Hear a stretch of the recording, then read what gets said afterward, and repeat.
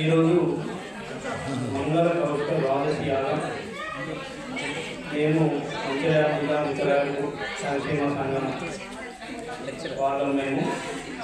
నా పేరు నాగేశ్వర వెంకటస్వామి, నేను మిత్రుల సంక్షేమ అధ్యక్షుడిని. అలాగే కార్యవర్గ సభ్యులు కుల బాంధవులు అందరూ ఇక్కడికి వచ్చారు.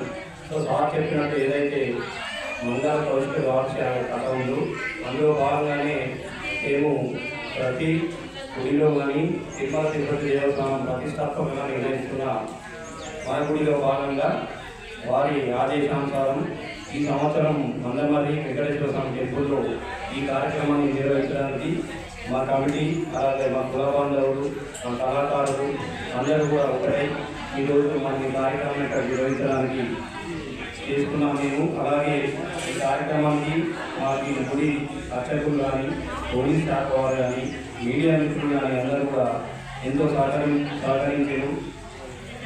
అలాగే ఈ గుడి యొక్క ధర్మకర్త జీఎం గారు ప్రతి ఒక్కరు కూడా మా యొక్క కులానికి, మా కుల బాంధవులందరికీ సహకరించి ఈరోజు ఈ మంగళ కౌశిక ద్వాదశి యాగం ఘనంగా నిర్వహించడానికి ప్రతి ఒక్కరు కూడా మాకు అవకాశం ఇచ్చారు. మేము ప్రతి కార్తీక శుద్ధ ద్వాదశి రోజు ఈ మంగళ కౌశిక ద్వాదశి యాగాన్ని నిర్వహిస్తాము. మేము చాలా తక్కువ కులస్తులము, చాలా బీదవారము, సమాజంలో ఇలాంటి ఉన్నత కాలంలో ఉన్న వ్యక్తులను కాదు. మేము చిన్న చిన్న గుర్తులు చేసుకుంటూ కర్మకాండలు నిర్వహించుకుంటూ మా యొక్క జీవితాన్ని గడుపుతాము. కాబట్టి ఈ ఇతర కుల సంక్షేమ సంఘం తరఫున ఈరోజు ఇక్కడ మంగళ కౌశిక ద్వాదశి యాగం చేయడం చాలా సంతోషంగా ఉంది. నాతో పాటు మా జిల్లా కార్యవర్గ సభ్యులు, కుల బాంధవులు, ఉద్యోగులు, మహిళలు, ఇక్కడ ఈ మందమర్రి పట్టణ ప్రజలు అందరూ కూడా మాకు ఎంతో సహకరించి ఈ కార్యక్రమాన్ని దిగ్విజయం చేయడానికి అందరూ సహకరించారు.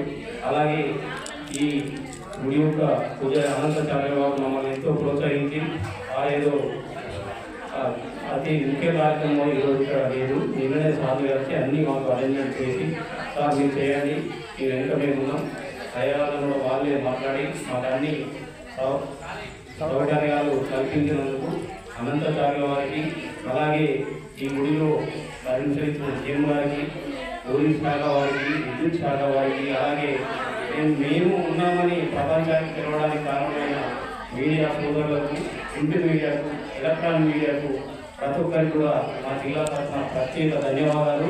వామన అవతారం, అలాగే కృతాయుగంలో ద్వాపరయుగంలో శ్రీకృష్ణుని అవతారం, త్రేతాయుగంలో రామోహన అవతారం, సత్యయుగంలో వామన అవతారం, కలియుగంలో శ్రీ వెంకటేశ్వర స్వామి అవతారం మనందరికీ తెలిసిన విషయమే.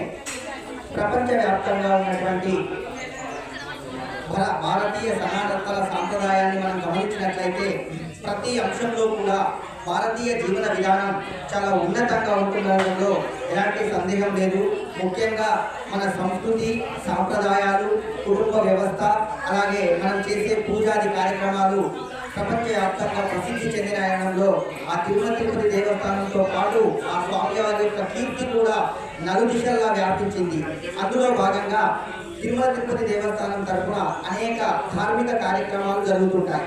మన గుడి అని, గోసేవ అని, కార్తీక దీపోత్సవం అని చాలా కార్యక్రమాలు జరుగుతుంటాయి. అందులో భాగంగానే మాలధాతులకు సంబంధించినటువంటి మిత్తయ్యకు సంబంధించినటువంటి శ్రీ మంగళ కౌశిక ద్వాదశి వ్రతం కూడా అత్యద్భుతంగా దేశవ్యాప్తంగా, ముఖ్యంగా ఉమ్మడి తెలుగు రాష్ట్రాల్లో జరుగుతుంది. అందులో భాగంగానే ఈరోజు మందమర్రి శ్రీ వెంకటేశ్వర స్వామి దేవాలయంలో ఈ అందరూ కూడా మంచి కలిసికట్టుగా పూజాది కార్యక్రమాలు చేయడంతో పాటు హోమాన్ని కూడా నిర్వహించారు. మరి వాస్తవానికి ఏంటి, ఎందుకు ఈ మంగళ ద్వాదశి వ్రతం చేస్తారు అంటే, పూర్వకాలంలో వామనుడు మహేంద్రగిరి పర్వతంలో అవతరించినాడు. ఇప్పుడు ఆ ప్రాంతాన్ని తిరుక్కొంగుడి అంటారు. ఆ ప్రాంతాన్ని తిరుక్కొంగుడి అంటారు. అక్కడికి ఒక 3 కోట్ల దూరంలో ఒక మాలపల్లె ఉంటుంది. అందులో శ్రీ సత్యమూర్తి అనే ఒక భక్తుడు నిరంతరం కౌశిక గాత్రంలో, కౌశిక రాగంలో ఆ స్వామివారి సంకీర్తనను నిరంతరం గానం చేస్తూ ఉండి వ్రతాన్ని చేస్తుంటాడు. ఒకరోజు కార్తీక ద్వాదశి కార్తీక శుద్ధ ద్వాదశి రోజు ఆయన ఎప్పుడైనా ఉదయం 4 గంటలకు లేచేవాడు. కానీ ఆ రోజు ఆ రెండులో ఒక పిల్లి రావడం వల్ల కోళ్ళన్నీ అరుస్తాయి. అప్పుడు ఆయన ఏమనుకుంటాడంటే నిజంగానే తెల్లవారింది వేకోజామున అనుకొని ఎప్పటిలాగే లేచి స్నానాది క్రతువులు ముగించుకొని ఆయన అడవిలో ఆ గుడికి ఆ 3 కోసుల దూరంలో ఉండే అడవికి నిత్యం కౌశిక రాగంలో గానామృతంతో వెళ్తుంటాడు. అలా వెళ్తున్నప్పుడు అనుకోకుండా దారి తప్పి ఒక బ్రహ్మరాక్షసునికి ఆయన దొరుకుతాడు. ఆ బ్రహ్మరాక్షసి ఈయనను తినడానికి ప్రయత్నం చేస్తే అప్పుడు ఆయన నేను ఒక వ్రత నియమంలో ఉన్నాను, దయచేసి నేను ఆ వ్రతాన్ని పూర్తి చేసుకొని మళ్ళీ ఇక్కడికి వచ్చి మీకు ఆహారంగా ఉంటాను అంటాడు.